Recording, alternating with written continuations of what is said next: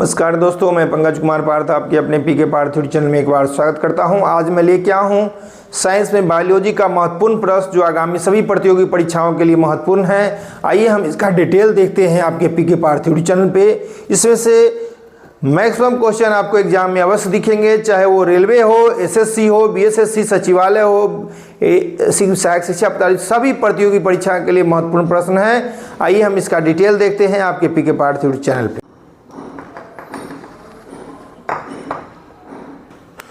हम लेके आए बायोलॉजी में जीवधारियों का वर्गीकरण, क्लासिफिकेशन ऑफ ऑर्गेनिज्म। इसमें बहुत प्रश्न पूछे जाते हैं। इसमें है 5 जगत वर्गीकरण का प्रणाली का प्रस्ताव किसने दिया था? तो R.H.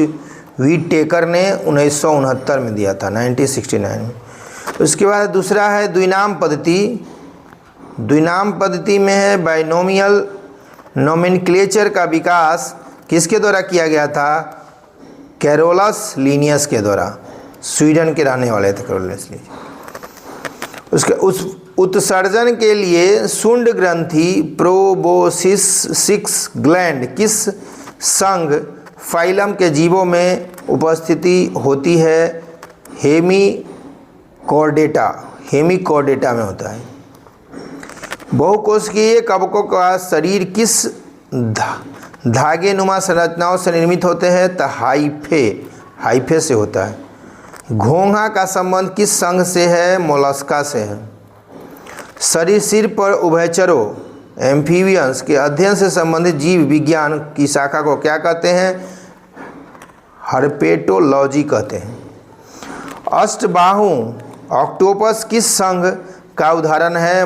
मोलस्का का है ऑक्टोपस अष्टबाहु। कीटों के अध्ययन को एंटोमोलॉजी कहा जाता है। ये भी बहुत इंपॉर्टेंट है, बहुत बार पूछा गया, चाहे सरीसृप का भी पूछा गया, चाहे घोंघा को भी पूछा गया। पादप जगत प्लांट किंग मेकर का उभयचर किसे कहा जाता है? एम्फीबियंस कहा जाता है, ब्रायोफाइटा को। जीवाणु नील हरित सवाल अथवा साइनोबैक्टीरिया तथा माइकोप्लाज्मा किस जगत के जीवों का उदाहरण है? मोनेरा जगत या मोनेरा किंगडम। मोनेरा जगत में पाए जाने वाले जीव सामान्यतः होते हैं प्रोकैरियोटिक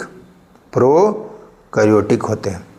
वह वंश जिससे मनुष्य का संबंध है होमो। मानव के अध्ययन को होमोसेपियंस कहते हैं। वर्गीकरण में विभिन्न स्तर इस प्रकार है: जगत यानी किंगडम, उसके बाद संघ फाइलम, उसके बाद वर्ग क्लास, उसके बाद गण ऑर्डर, उसके बाद कुल फैमिली, उसके बाद वंश जेनस, उसके बाद जाति स्पेसीज। तो केचुए जो है अर्थवर्म किस प्रजाति के अंतर्गत आते हैं? एनिलिडा यानी एनिलिडा प्रजाति के आते हैं। झींगा जो है प्रॉन्स जो है किस प्रजाति के अंतर्गत आता है? आर्थ्रोपोडा प्रजाति के होते हैं।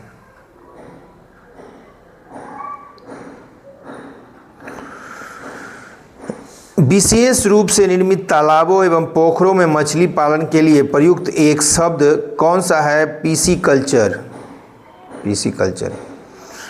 अमीबा किस प्रजाति के अंतर्गत आता है? प्रोटोजोआ। मकड़िया जो है स्पाइडर है किस प्राणी वर्ग के अंतर्गत आता है? आर्थ्रोपोडा।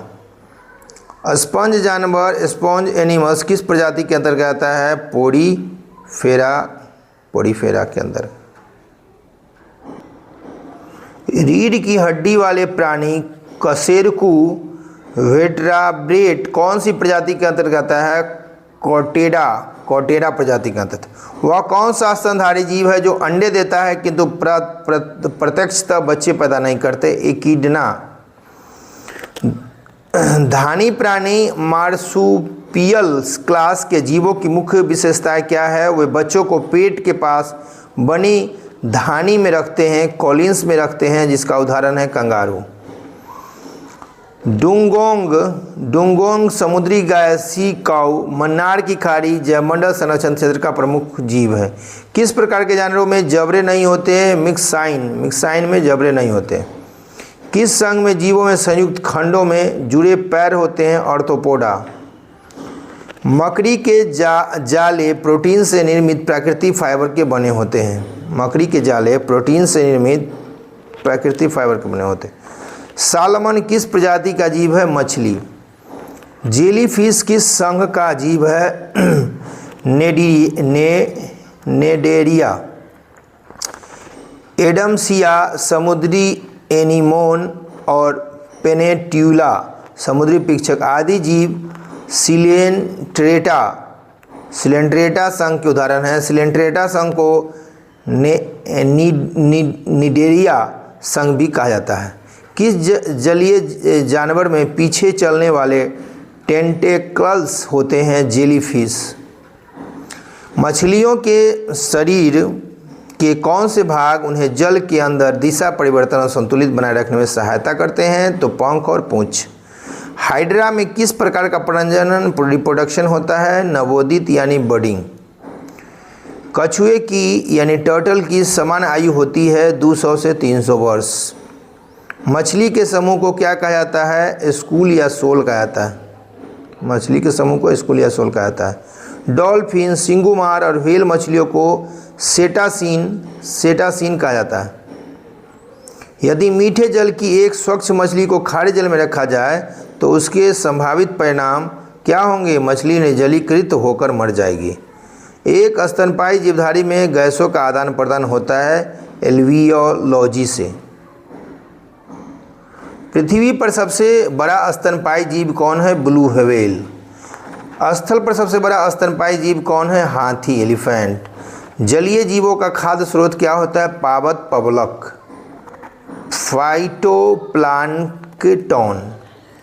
पक्षियों के वैज्ञानिक अध्ययन को क्या कहा जाता है? ऑर्निथोलॉजी। काफ़ी बार पूछे गए प्रश्न है ये, और ये भी सबसे बड़ा स्तनपायी पक्षियों के अध्ययन को ऑर्निथोलॉजी कहा जाता है। सबसे लंबे पंख फैलाव विंग्स पैन वाला विशालतम समुद्री पक्षी कौन सा है? Frigate bird. पृथ्वी पर ही न उड़ सकने वाले सबसे बड़ा पक्षी शुतुरमुर्ग और सबसे छोटा पक्षी कीवी है। ये भी बहुत बार प्रश्न एग्जाम में आपके पूछे गए हैं। लाल कृमियों रेड वर्म्स में नामक एक संरचना होती है और उनका भोजन पचाने में सहायता करता है। यह है ग्रहणी ड्यूडेनम। अमीबा अपने भोजन का पाचन कहाँ करता है? भोजन रिक्तिका में, फ्लड वैक्यूल में होता है। पैरामीशियम जो है किस प्रकार के द्वारा प्रजनन रिप्रोडक्शन करता है? अलैंगिक द्विखंडन द्वारा, बाइनरी फिशन द्वारा। खुला परिसंचरण तंत्र ओपन सर्कुलेटरी सिस्टम किस प्रकार के जीवों में होता है? मोलस्का में। मोलस्का के मुंह पर भोजन छीलने व कुतरने वाला निवल, कुतरने को निवल कहा जाता है। यानी मोलस्का मोलस्का को होता है। मोलस्का के मुंह पर भोजन को छीलने को पील और कुतरने या निवल वाला अंग क्या कहलाता है? रेड्यूला कहलाता है। रेड्यूला। टिड्डे ग्रास सोपर जो के कान उनके पेट पर स्थित होते हैं, इसलिए वो चारों ओर की ओर ध्वनियों को आसानी से सुन सकता है। टिड्डी। तितली के यानी बटरफ्लाई के कायांतरण का तीसरा चरण क्या होता है? प्यूपा होता है।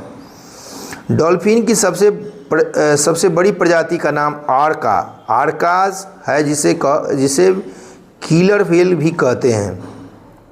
मिथुन यानी ज्ञान और ड्रूंक्स ऑक्स नामक पशु नस्ल किस राज्य में पाई जाती है? अरुणाचल प्रदेश में, जहाँ का डेंसिटी सबसे कम है 17 व्यक्ति प्रति वर्ग किलोमीटर।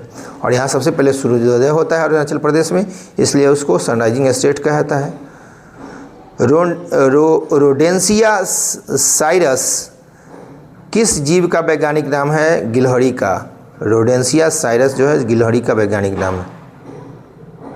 एक कीट इंसेक्ट के वृद्धि और विकास के 4 चरण है। प्रथम है अंडा या भ्रूण एग्स, दूसरा चरण है लार्वा, तीसरा चरण है प्यूपा, चतुर्थ है वयस्क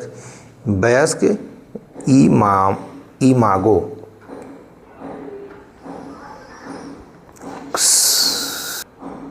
सेल है कोशिका। कोशिका जीवन की आधारभूत इकाई सेल है, बेसिक यूनिट ऑफ लाइफ।